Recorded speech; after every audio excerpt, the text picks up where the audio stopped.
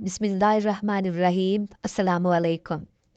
अल-अफ़ी बद सांप को कहते हैं और नर सांप को अफ़ऊन कहा जाता है। अहले इल्म ने फरमाया है कि अफ़ी एक चितकबरा सांप होता है जिसकी गर्दन, पर और मुंह बहुत बड़ा होता है, लेकिन इनमें बाज़ ऐसे भी होते हैं कि इनके 2 सींग होते हैं और इसकी कुनियत अबू हयान, अबू यहया है, इसलिए कि ये सांप 1000 साल तक जिंदा रहता है।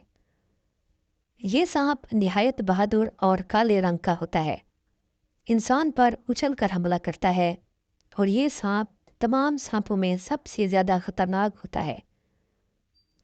और इनसे ज़्यादा ख़तरनाक सांप जो पाए जाते हैं वो सिजिस्तान के इलाके के सांप होते हैं। अफ़ी छोटी दुम का एक ख़तरनाक और खबीस किस्म का सांप होता है। इस सांप की ये भी खसूसियत है कि ये अंधा हो जाता है, लेकिन कुछ दिनों बाद इसकी बीनाई वापस आ जाती है। इस किस्म के सांप की आंख हमेशा खुली रहती है। सर्दी के मौसम में ये सांप 4 माह के लिए ज़मीन के अंदर छुप जाता है। जब वो बाहर निकलता है तो उसे दिखाई नहीं देता।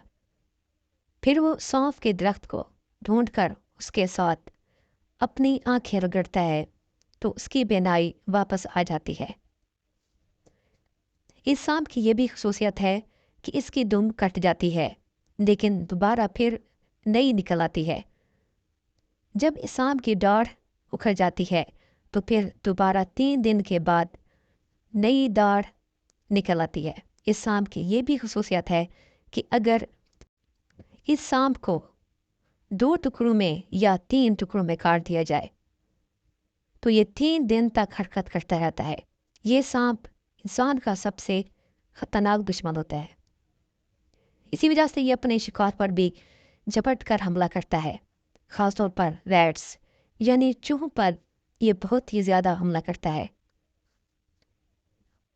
कुछ सांप ऐसे भी होते हैं जो कि मंदिरों में पाए जाते हैं। बहुत शौक से उनका वहाँ पर मस्कन होता है। ख़ासतौर पर इंडिया में, ऑस्ट्रेलिया में और अफ्रीका में पाए जाते हैं। अफ़ी का मसला ये भी मशहूर है कि जब इस सांप की उम्र 1000 साल हो जाती है तो अंधा हो जाता है और अल्लाह ताला उसके जी में ये बात डाल देते हैं कि वो अपनी आँखों को सौंफ के नम पत्तों से रगड़े। चुनाचे जब वो उसके पत्तों से अपनी आँखों को रगड़ता है तो उसकी आँखों में रोशनी पैदा हो जाती है।